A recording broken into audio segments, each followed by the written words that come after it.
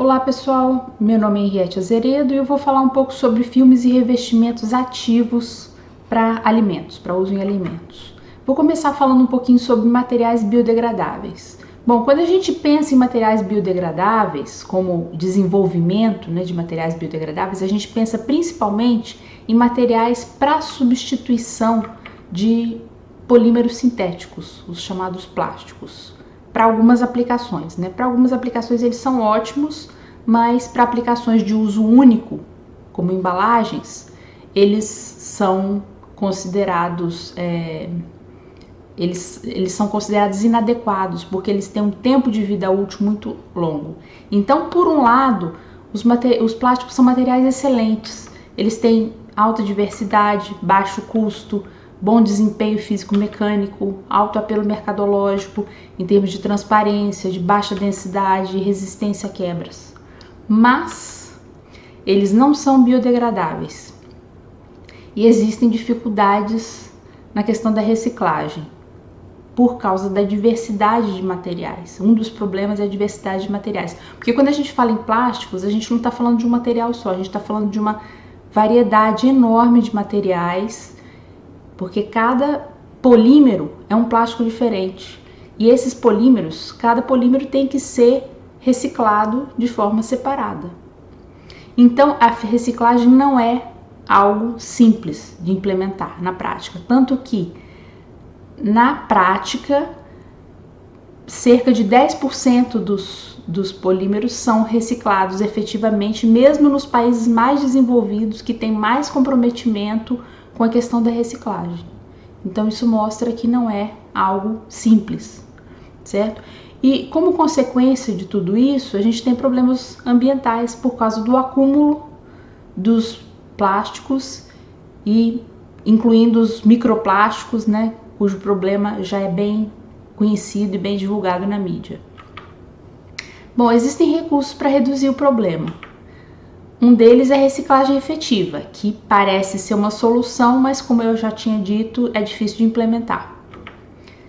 Existe a possibilidade de reduzir a quantidade de material usado nas embalagens, mas isso já tem sido feito, mas nem sempre isso é suficiente. E existe a possibilidade de substituir parcial ou totalmente os polímeros convencionais por polímeros biodegradáveis. Bom, abrindo aqui um parênteses para falar sobre reciclabilidade. O que é reciclagem? No final das contas, algumas pessoas confundem um pouco reciclagem com biodegradação. Então vamos deixar claro aqui que no caso da reciclagem, você tem um reprocessamento de um material que já tinha sido usado, você tem um reprocessamento para formar novos produtos que vão ser novamente utilizados. Então você tem aí algo cíclico, daí a palavra reciclagem. Bom, a maioria dos plásticos convencionais é reciclável, isso é uma vantagem. E com a reciclagem você evita acúmulo desses materiais. Mas existem dificuldades técnicas por causa da separação de diferentes materiais, como eu já tinha comentado. Em alguns casos, a reciclagem gera toxinas, o processo gera toxinas e contaminações no ciclo produtivo também reduzem a aplicabilidade de materiais reciclados. Então, não é simples assim. Por outro lado, a reciclabilidade biológica, quando a gente fala em biodegradabilidade, a gente está falando em reciclabilidade biológica. Por exemplo, aqui nesse caso, a árvore vai produzir celulose, quer dizer, você isola a celulose a partir de matérias-primas vegetais. Essa celulose pode ser usada para a obtenção de vários produtos finais, e esses produtos finais são degradados por micro-organismos. A celulose é degradada por enzimas microbianas, formando compostos menores que, por sua vez, voltam para o solo e vão agir como nutrientes para o crescimento de novas árvores e tudo mais. Então você tem um ciclo verdadeiro, um ciclo aí biológico. O problema aí é que os plásticos convencionais, eles geralmente não são degradados por enzimas microbianas convencionais. Então, daí o desenvolvimento dos materiais biodegradáveis, que são diferentes dos plásticos convencionais. Dentro do conceito de embalagens biodegradáveis, a gente tem um conceito mais específico, que é o de embalagens comestíveis. Aí a gente vai falar de filmes e revestimentos comestíveis, que são películas que são aplicadas sobre a superfície de um alimento ou entre componentes de um alimento. A diferença entre filmes e revestimentos é que os filmes são formados separadamente e depois eles são aplicados sobre o alimento. No caso dos revestimentos, eles já são aplicados diretamente sobre a superfície do alimento. Bom, os filmes e revestimentos comestíveis, eles podem ser usados para alguns tipos de aplicações. Quando a gente fala em filmes e revestimentos comestíveis, normalmente se associa isso necessariamente com embalagens, mas eu tenho que deixar claro que filmes comestíveis não são necessariamente usados como embalagens. Eles só podem ser usados como embalagens no contexto de embalagens que a gente conhece, se for como embalagens primárias. Embalagem primária é aquela embalagem que é diretamente em contato com o alimento, tá? Desde que você tenha uma embalagem secundária. Eu vou dar um exemplo aqui, um exemplo clássico, que é da caixa de bombons. Você tem em cada bombom uma embalagem individual. Essa embalagem individual, ela pode ser substituída por um filme comestível, em teoria. Mas a caixa de bombom não, porque a caixa de bombom está externa, está exposta ao meio externo, e aí não faria sentido você usar um material comestível para essa embalagem externa. Então, por isso é que a embalagem primária apenas pode ser substituída por filmes comestíveis.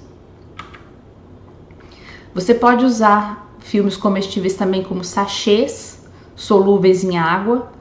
Por exemplo, você usa o sachê para diferentes produtos. O sachê normalmente ele tem um conteúdo, né, de uma quantidade X de um produto e que você pode solubilizar em água. E nesse caso você solubiliza o sachê juntamente com o conteúdo. É uma forma também interessante de usar filmes comestíveis. Você pode usar filmes comestíveis também como wraps para sushis, para temakis, para sanduíches. É uma forma em que você está usando o filme comestível como uma espécie de proteção, uma espécie de contenção, mas ao mesmo tempo você não está usando como embalagem. O wrap já é parte fundamental do alimento. Você pode usar filmes e revestimento, no caso aqui principalmente filmes, como barreira, uma camada de barreira a vapor de água em alimentos multicomponentes, como por exemplo pizzas.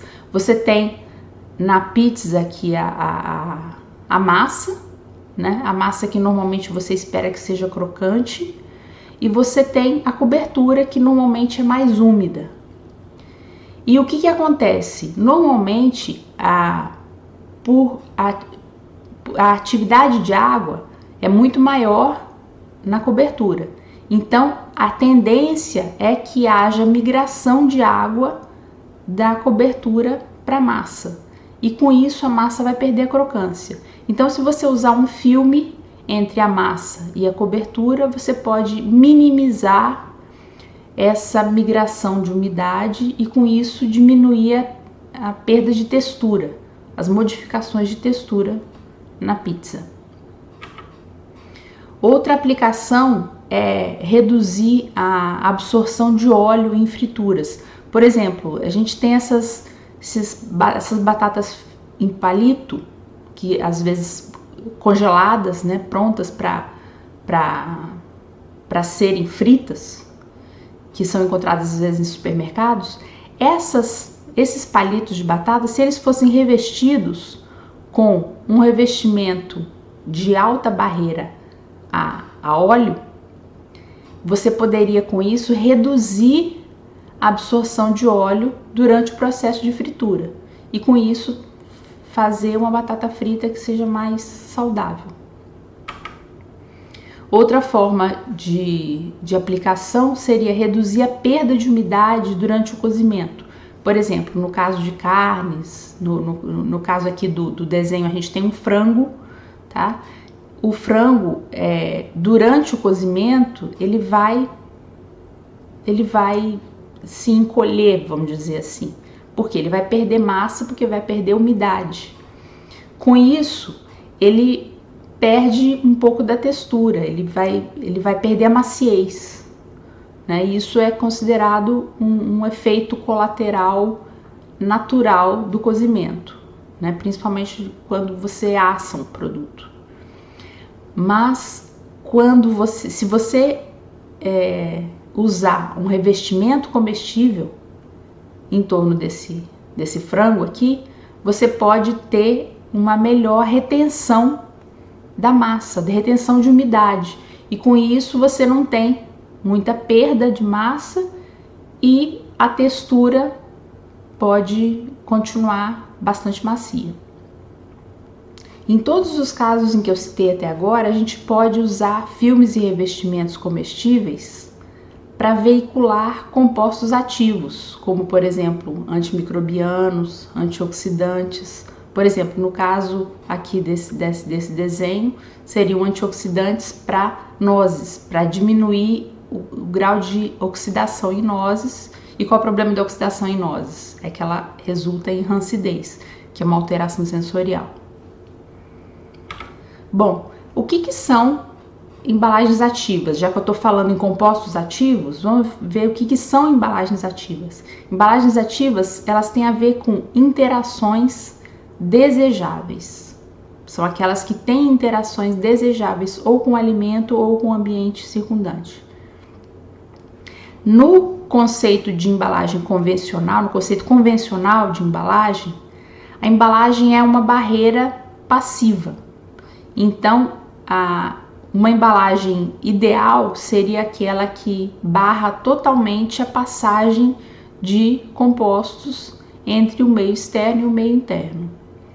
Então, assim, já deixo claro que essa embalagem ideal não existe, né? Mas do ponto de vista do conceito convencional de embalagens, a embalagem ideal seria essa, que não deixasse passar nada.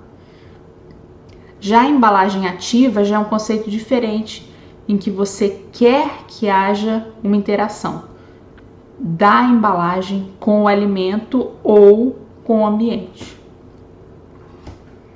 As embalagens ativas podem ser de dois tipos. Você pode ter uma absorção de compostos que favorecem a deterioração, por exemplo, uma absorção de umidade, de oxigênio, de etileno, absorção de luz UV, e com isso você tem uma redução das taxas de oxidação. Ou você pode ter uma liberação de compostos que vão desfavorecer a deterioração. Então você tem liberação de compostos que vão aumentar a vida de prateleira do produto, por exemplo, antimicrobianos e antioxidantes. Bom, vamos falar primeiro sobre a absorção de compostos que favorecem a deterioração, que seria o primeiro tipo de interação de embalagens ativas com o produto. Um exemplo seriam filmes e revestimentos absorvedores de oxigênio. Bom, qual é o problema do oxigênio? O oxigênio ele favorece vários tipos de deterioração. Então, quando você diminui os níveis de oxigênio, você diminui as taxas de metabolismo, no caso de frutas e hortaliças frescas, diminui o crescimento de micro-organismos aeróbios e diminui as taxas de oxidação. E com isso você aumenta a vida de prateleira. Então essa é a vantagem de absorver oxigênio, são as vantagens, né? Você pode ter um filme aqui absorvedor de oxigênio. Por exemplo, no caso de um filme que não seja absorvedor, o oxigênio vai ser permeado entre a parte externa e a parte interna da embalagem. Isso vai depender da permeabilidade da embalagem. Agora, se você tem um material absorvedor de oxigênio, o que vai acontecer? O oxigênio que vai permear entre o exterior e o interior, uma parte dele vai ser absorvida pelo material e com isso ele vai meio que sair de circulação. Então você reduz os níveis de oxigênio do sistema. Os mecanismos podem ser, por exemplo, mecanismos químicos. Você pode ter materiais contendo ferro mais 2, e aí você tem uma reação como essa, em que o ferro mais 2 reage com o oxigênio, com isso diminuindo os níveis de oxigênio circulantes. Ou você pode ter um mecanismo enzimático.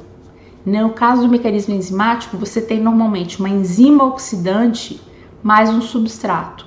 Por exemplo, glicose oxidase mais glicose. No caso da glicose oxidase, ela depende de oxigênio para agir. Então, você tem aqui o substrato, né, a glicose. Você tem a enzima glicose oxidase, ambos estariam no sistema de embalagem, e esse sistema faria com que o oxigênio fosse utilizado, e com isso você diminui os níveis de oxigênio do sistema. Você tem também filmes ou revestimentos absorvedores de luz UV, que reduzem a transmissão de luz ultravioleta, que aumenta as taxas de oxidação. Quer dizer, a luz UV aumenta as taxas de oxidação. Quando você reduz a transmissão de luz UV, você vai estar desfavorecendo a oxidação e com isso favorecendo a estabilidade do alimento. A aplicação disso é principalmente para produtos sujeitos à oxidação, por exemplo, cereais, pescados, amêndoas e nozes. A gente também tem os filmes absorvedores de etileno. O que é o etileno? O etileno é um hormônio que é um produto metabólico de frutas climatéricas. Ele estimula a maturação.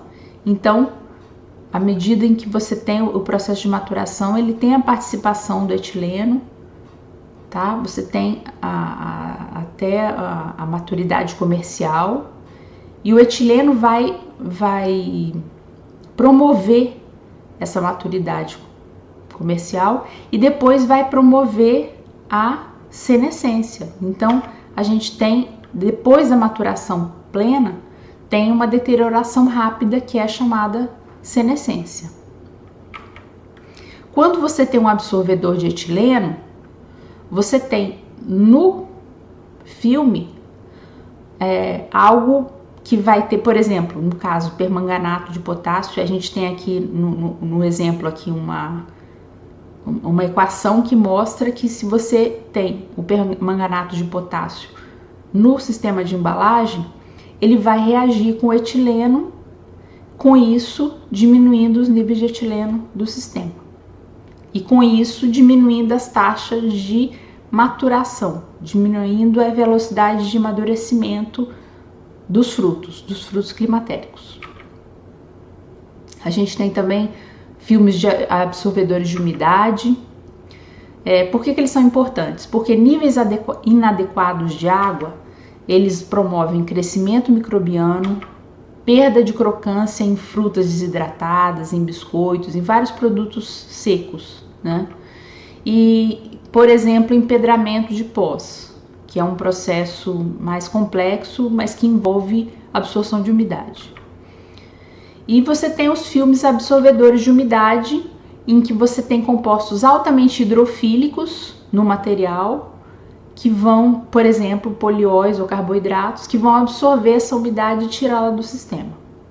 Tirar pelo menos parte dela do sistema. Bom, Agora vamos para o segundo tipo de interação com o produto, que seria a liberação de compostos que favorecem a deterioração. Aí a gente tem vários ativos que podem ser liberados. Aqui no desenho a gente tem um exemplo de antimicrobianos que estariam aqui no material de embalagem.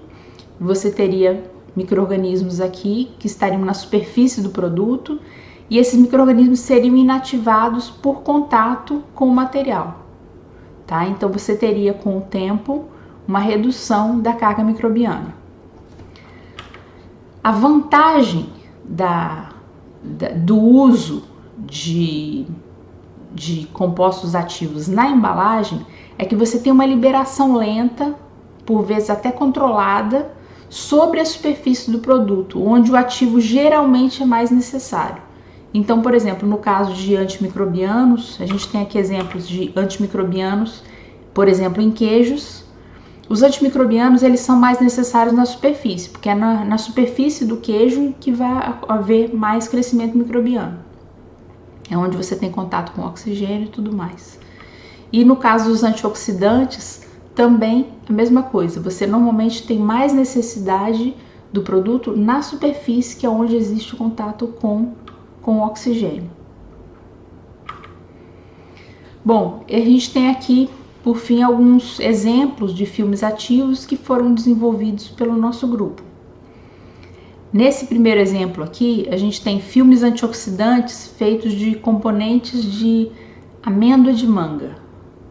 Tá? A amêndoa de manga seria parte da semente da manga, seria essa parte interna aqui.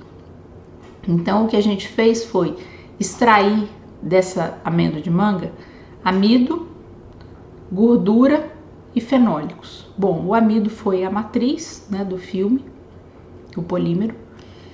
A gordura foi para hidrofobizar o material, para diminuir a permeabilidade a vapor de água. E os fenólicos foram os compostos ativos. Então por isso que a gente desenvolveu filmes ativos. A gente usou os fenólicos como compostos ativos. E esses compostos ativos, eles fizeram com que os filmes ficassem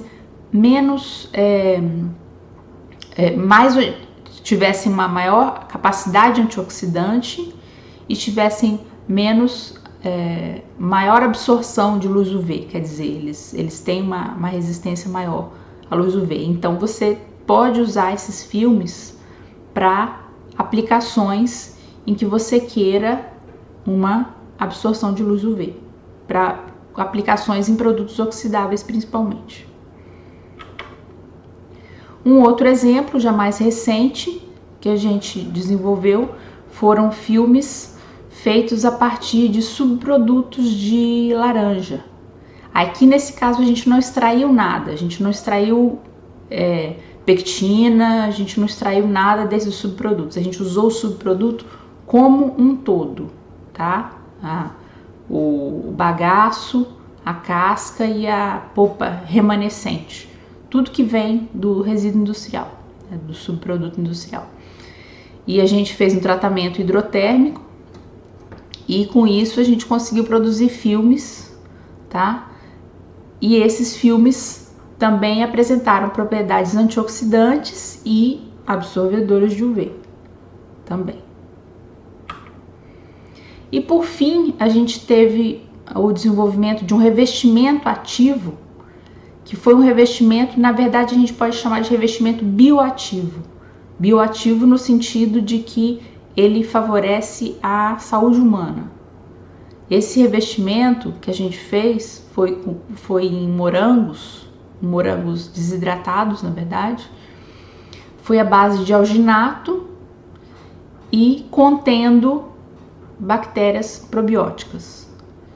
E a gente fazia o revestimento e depois secava esses morangos. Então a gente teve morangos desidratados probióticos. Então você tem no caso aí um revestimento bioativo. E basicamente é isso. Agradeço a vocês pela presença e fico à disposição depois para dúvidas. Obrigada.